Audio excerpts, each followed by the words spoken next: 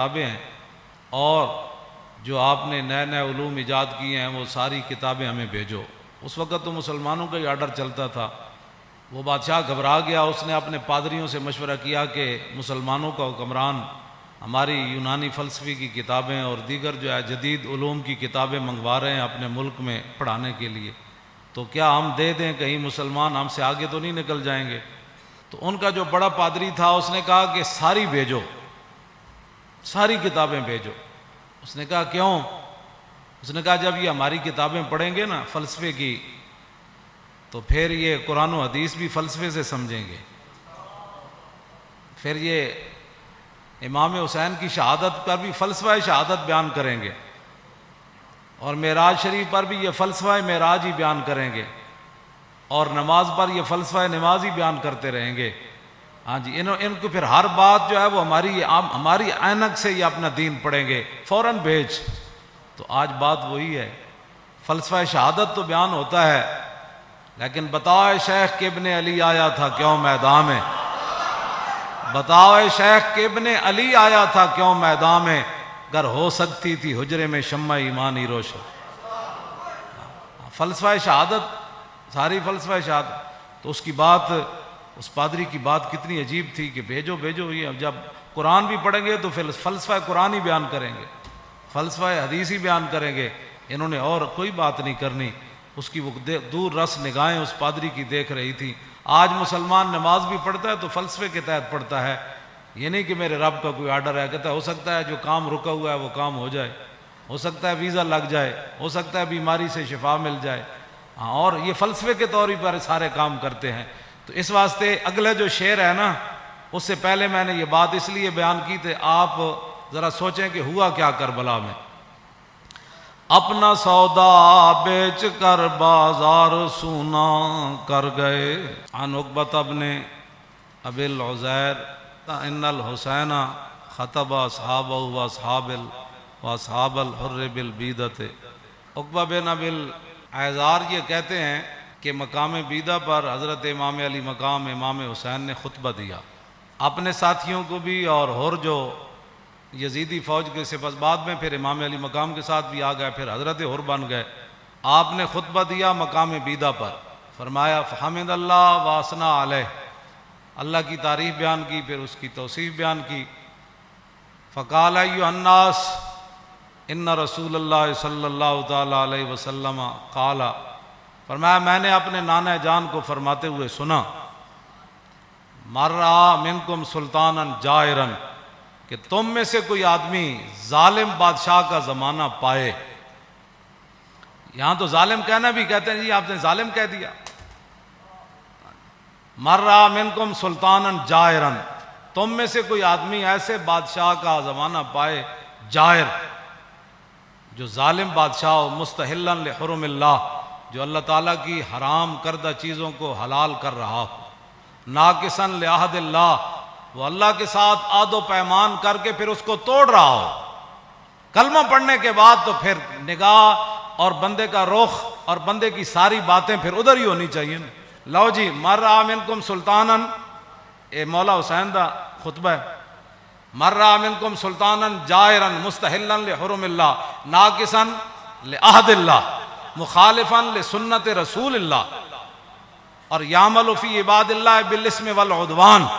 فرمایا رسول اللہ نے، میرے نانا جان نے فرمایا جو ظالم بادشاہ کو دیکھے اللہ تعالیٰ کی حرام کردہ چیزوں کو حلال کرے اور اللہ کے ساتھ عہد و پیمان، کلمہ پڑھنے کے بعد بندے کی مرضی مک جاتی ہے، فرمایا اللہ کے ساتھ عہد و پیمان وہ توڑ دے، رسول اللہ کی سنت کی مخالفت کرے، یعمل فی عباد اللہ بالاسم والعدوان، اور قوم کے اندر برائیاں اور قوم کے اندر گناہ اس کا رواج دے، بجائے اس کے قوم کے اندر برائیاں اور گناہ کو ختم کرے، نہیں، یعمل فی عباد اللہ بالاسم والعدوان، وہاں سرکشی اور ظلم و ستم اور گناہ کو رواج دے۔ فلم یغیر علیہ بقول ولا فعل وکان حقا علی اللہ ان یدخلہ مدخلا۔ مولا حسین فرمانے لگے کہ پھر میرے نانا جان نے کیا فرمایا، ان حالات کو دیکھ کر کوئی بندہ اپنی زبان سے اور اپنے ہاتھ سے اس ظالم کا ہاتھ نہیں پکڑتا تو اللہ رب العالمین قیامت والے دن جس جگہ اس ظالم کو داخل کرے گا نا، وہ تماشا دیکھنے والے کو بھی داخل کر دے۔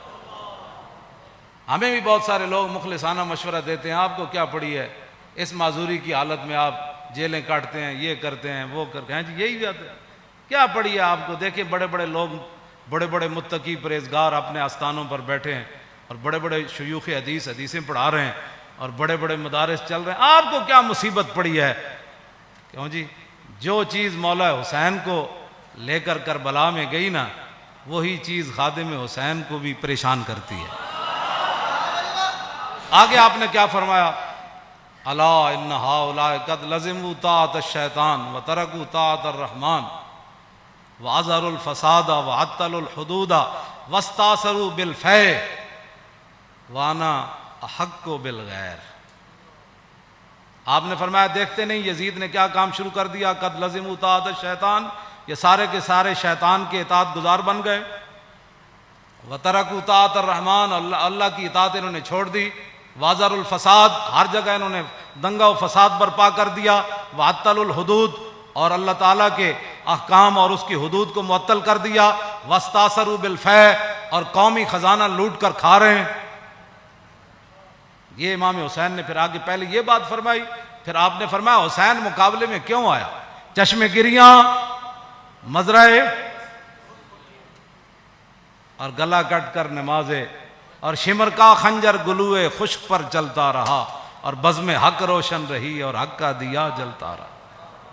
اے امام علی مقام فرمایا وانا حق بالغیر، فرمایا حسین سب سے زیادہ حق رکھتا ہے کہ یزید کے مقابلے میں آئے، میں سب سے زیادہ حق رکھتا ہوں حسین کہ میں تو اچھا۔ اب جو فوج سامنے کھڑی تھی، آپ نے یہ بات تو آپ نے پہلے فرمائی نا، پھر جو سامنے آئے ہوئے تھے نا مقابلے میں، جو کہتے تھے دل تے تواڈے نال لیکن تلوار تواڈے نال کوئی، آپ نے فرمایا قد اتتنی کتبکم وقدمت رسلکم ببیعتکم، فرمایا یہ تمہارے خطوط ہیں جو تم نے مجھے بھیجے ہیں، اور بہت سارے قاصد تم نے میرے پاس بھیجے ہیں، کس بات پر؟ انکم لا تسلمونی ولا تخذلونی، کہ میں جب تمہارے پاس آ جاؤں گا تو تم پھر میرے ساتھ مل کر لڑو گے، مجھے یزیدی فوج کے حوالے نہیں کرو گے، یہ تمہارے خطوط ہیں میرے پاس، انکم لا تسلمون ولا، اور تم میرے اوپر حملہ کے وقت خاموش نہیں بیٹھے رہو گے، یہ تم نے لکھا ہوا ہے اس میں۔ فَإِن تَمَمْتُمْ بِبَيْعَتِكُمْ تَرْشُدُوا، فرمایا اگر تم اپنی اس بیعت پر قائم رہتے ہو تو پھر ہدایت پا جاؤ گے، تُصِيبُوا رُشْدَكُمْ، ہاں جی، پھر تم ہدایت پا جاؤ گے، پھر تمہیں کوئی مسئلہ نہیں ہے۔ آگے پھر آپ نے لوگ پھر دیکھنے لگے یہ کون ہے، جان بوجھ کر بھی لوگ آنکھیں بند کر دیتے ہیں نا، کچھ ایک دوسرے سے پوچھنے لگے یہ کون ہے جو ہمارے سامنے خطبہ دے رہے ہیں یزیدی فوج میں سے؟ تو فرمایا فَأَنَا الْحُسَيْنُ ابْنُ عَلِي وَابْنُ فاطمہ بنت رسول اللہ، فرمایا جانتے ہو کہ میں حسین بن علی ہوں، اور میں سیدہ طیبہ طاہرہ فاطمہ الزہرا کا صاحبزادہ ہوں، جانتے ہو مجھے؟ نفسی ما نفسکم والی ما آلکم فلکم فی اسوۃ، آپ نے فرمایا یہ مت رکھنا کہ حسین تمہیں میدان میں چھوڑ کر چلا جائے گا، جہاں میں رہوں گا، جہاں تم رہو گے حسین تمہارے ساتھ رہے گا، جہاں تمہارے اہل و عیال ہوں گے حسین کے بچے بھی وہی ہوں گے۔ نفسی ما نفسکم والی فلکم فی اسوۃ، اے مولانا جملہ بڑا عجیب ہے، فرمایا حسین کی زندگی کیا تمہارے لیے نمونہ نہیں ہے؟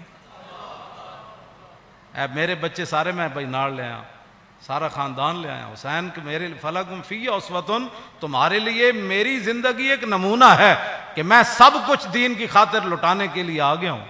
وَإِن لَّمْ تَفْعَلُوا وَنَقَضْتُمْ عَهْدَكُمْ فَخَلَعْتُمْ أَعْنَاقَكُمْ مِنْ بَيْتِكُمْ فَلَعُمْرِي مَا هِيَ فِيهِ لَهُ نُكْرَةٌ، آپ نے فرمایا کہ اگر تم میرا ساتھ نہیں دیتے اور جو تم نے وعدے کیے وہ توڑ دیتے ہو، میری بیعت تم ختم کرتے ہو، تو اللہ کی قسم مجھے اس پر کوئی زیادہ تعجب نہیں ہے۔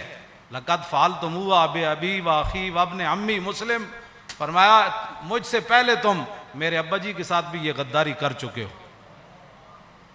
اور میرے بھائی حسن کے ساتھ بھی تم غداری کر چکے ہو، اور میرے چچا زاد بھائی مسلم بن عقیل کے ساتھ بھی غداری کر چکے۔ وَالْمَغْرُورُ مَنِ اغْتَرَّ بِكُمْ فَحَظَّكُمْ أَحْطَاطٌ وَنَصِيبَكُمْ دَيَّاتٌ، فرمایا تم سے بڑا کائنات میں بد نصیب کوئی نہیں، جن کو اللہ نے اتنا بڑا حصہ دیا اسلام کی خدمت کرنے کے لیے کہ محمد الرسول اللہ کے نواسے خود آ گئے تمہارے پاس، اور پورا خاندان لے کر آ گئے. فرمایا تم سے بڑا کائنات میں بد نصیب کوئی نہیں. جو حصہ تمہارے حصے میں آنا تھا, جو خدمت آنی تھی, تم نے اس کو ضائع کر دیا. آخر میں پھر آپ نے یہ جملے کہہ کر اپنا خطبہ ختم کر دیا. فمن نقص فانما ينقص على نفسه. فرمایا جس نے اپنا عہد و پیمان توڑا, قیامت والے دن اس کا وبال اسی پر آئے گا. حسین آج برات کا اعلان کر رہا ہے. آگے کیا آخری جملہ فرمایا, فَسَيُغْنِ اللَّهُ عَنْكُمْ, السلام علیکم ورحمۃ اللہ وبرکاتہ. بس یہ کہہ کر آپ نے خطبہ چھوڑ دیا. آپ نے فرمایا ان قریب حسین کو رب تم سے بے نیاز کر دے گا.